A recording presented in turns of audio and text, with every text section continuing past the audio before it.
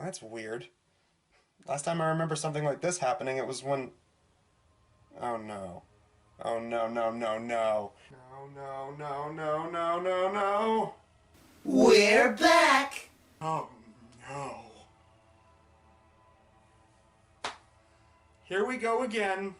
So you're probably wondering why we're here. Let me guess. You guys heard that I was going to be reviewing stuff from your guys' franchises, and you wanted to help me like you did last time. Yeah, that's pretty spot on. How'd you know? I mean, that's why you showed up last time, wasn't it? You sit down with me and help me talk about an Epcot attraction, a TV movie, and a GameCube game. Don't you forget, we did a video together earlier this year where we talked about the 2 most disliked episodes of Teenage Robot. I seriously don't know how we were able to sit through both those episodes in one sitting.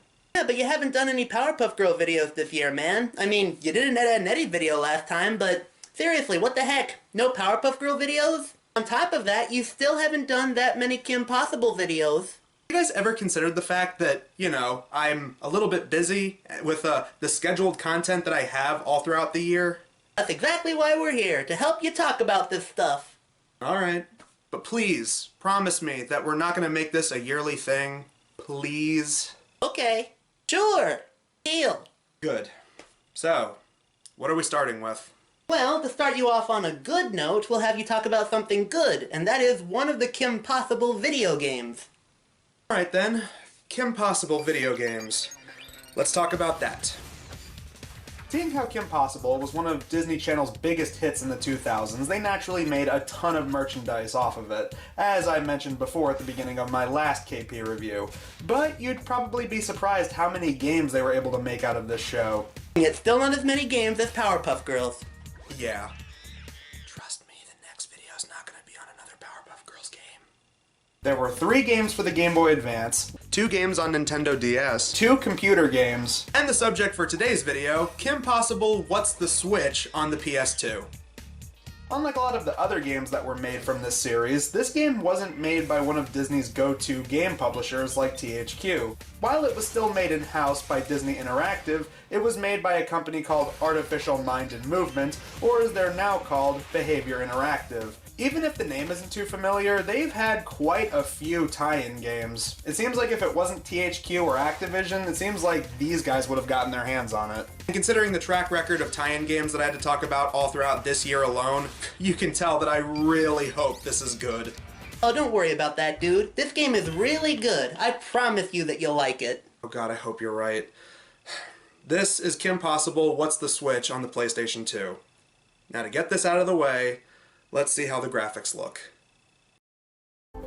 Okay, let's get this mystical idol thingy and get out. Not worried about monkeys, are you? Oh, they're better than I expected. Well, it's already a step in the right direction. So the plot of the game begins with Kim and Ron showing up to stop Drakken and Shego from obtaining Monkey Fist's mystical monkey idol. And through a blood curse on the full moon on Friday the 13th with all the planets aligning, the idol's magic ends up switching Ron and Drakken's bodies. Everything went white, and then black, then blue. Ah! Ah! I'm blue! I'm blue! Last! What's your name again? So from there you play as Kim and Shego, who now have to work together to get the idol back from Professor Dementor, who wants it all for himself. And it's later revealed that he's actually working with Monkey Fist. Everything been loaded onto the freighter, you pretentious baboon! Everything, you blustering schnauzer. No! It's that hero thief Kim Possible and her shoplifting counterpart Shego. Keep Kim Possible busy, and I will take care of that pesky green burglar. It's like they combine different elements of different episodes. The Ron Drakken dynamic of Bad Boy, the body swap elements of Mind Games, the teamwork element of stuff like the series finale and bonding. Yet it doesn't feel like the game is just lazily recycling concepts from the show. It feels like they're reusing aspects and working it into something new and unique. Though that being said, once you get into the gameplay, the plot feels very secondary. This isn't really a bad thing, but I would have liked a little bit more of them. I mean, you got the goofy sidekick and the goofy mad scientist villain body swapped, and you don't really do much with them. In fairness, there are episodes of the show that have Ron and Drakken interact, like Bad Boy and the Christmas special. Yeah, I guess that's true. But most importantly, how does the game play? Stitch me, Wade. It looks like those monkeys are color-coded. If you hit the monkey that matches the color on the column, that should knock the idol down. Thanks for that, Wade. It basically operates as an action platformer with some beat-em-up elements thrown in there. So as for the platforming, it's pretty good. It's cool that they incorporated Kim and Shego's fitness and acrobatics with their jumps and whatnot. And the controls work pretty well too. It's also helped with the good level design they have here. You're kept on your feet with the enemies and the obstacles that come your way, but it never feels too unfair or too terribly difficult. Add to that, you got some awesome locations to work with here. Jumping on moving vehicles, throughout villains' lairs and giant factory-like areas, several maze and puzzle areas, and especially the giant robot and vehicle stages. Some of the stages do feel a little big, but thankfully the gameplay is still pretty active and fluent, and it never feels too long or prolonged in any way. Another thing I want to give this game credit for is the hit detection isn't total crap like in some other games I've reviewed. Most of the time, if you use the grappling hook or something similar, it rarely pulls that stupid crap where you have to be on point for it to work. Except when it comes to landing hits on certain enemies. Sometimes you get the occasional BS call on whether or not you land a hit. Except for these turret things that show up halfway through the game. They suck.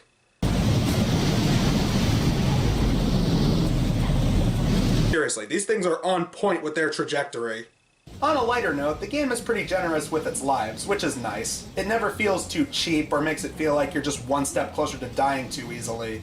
You get two means of defending yourself, punching and kicking, which basically function exactly the same. But they're both pretty effective.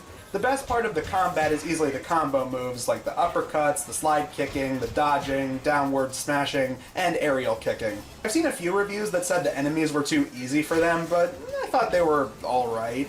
Though I will say, some of the boss fights in this game are pretty damn easy. You remember when I did that review of The Incredibles on GameCube, and I said the first level boss wasn't that hard, but it was just kind of played out and just overly long? That's kind of how the boss levels in this game are. You know, when they're not stopping to explain how to defeat them. The only way to destroy the mecha monkey is to take out the small robot monkeys and then lower the shield. Ooh, are you gonna bring up the other playable character in the game? Other playable character? You know, Rufus, the naked mole rat. Oh, that's right, yeah, there are levels in this game where you can play as Rufus, and they're... meh?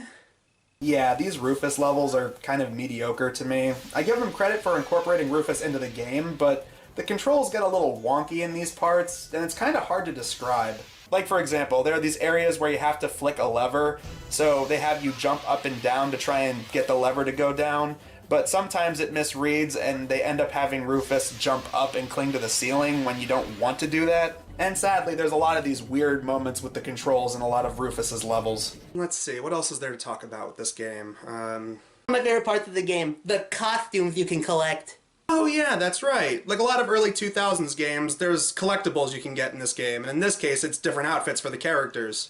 A lot of them are callbacks to clothing that were featured in actual episodes. The green jacket from the first Buenos Nachos episode, the super suit from So the Drama, the Centurion Project from the Halloween episode. Oh yeah, great continuity!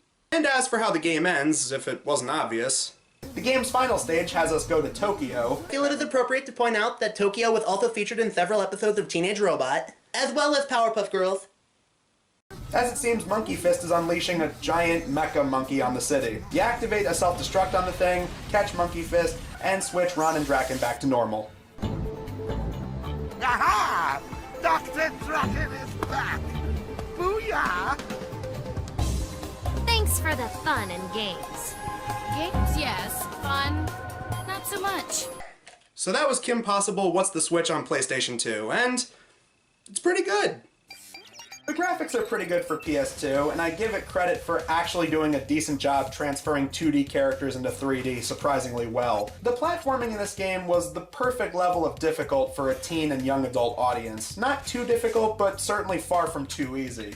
The fighting controls and the combos are solid all throughout, and work well most of the time. The level design was cool, and even if some of the enemies were kind of weak in certain areas, I can't really say that it weighed the game down too much. In terms of the only KP game that was made for consoles, I think that fans of the series would certainly enjoy it. It has a lot of fun references, good use of characters, and a neat story that actually makes it feel like you're playing an episode of the show. They use similar elements from actual episodes and work them into a decent story for the game, and it does lead into an interesting dynamic playing as the two female leads, heroine and villainess, having to work together. And as always, Kim and Shego have some good banter off of each other. Props to the returning voice actors playing the characters in this game. Not a perfect game, but certainly an entertaining action platformer from the 2000s. Although, I feel like I should mention, this right here on the back of the box, that is some cursed Photoshop if I've ever seen it. See, man, I told you you'd like this game. Yeah, it was fun. I really liked it. And besides, it was better than the two Powerpuff Girls games that I reviewed. Oh, come on, man. I kinda like those games. Hey, yeah. Sorry, man, I don't know what to tell you. I just didn't like them. Well, let's see what you have to say about your next video topic. Since you already did a review of the Super Secret Crisis War comics, I think that it's finally time you talked about Powerpuff Girls Super Smash Up comic. Oh, well, cool. That'll be fun to talk about next time. Hey! Ah!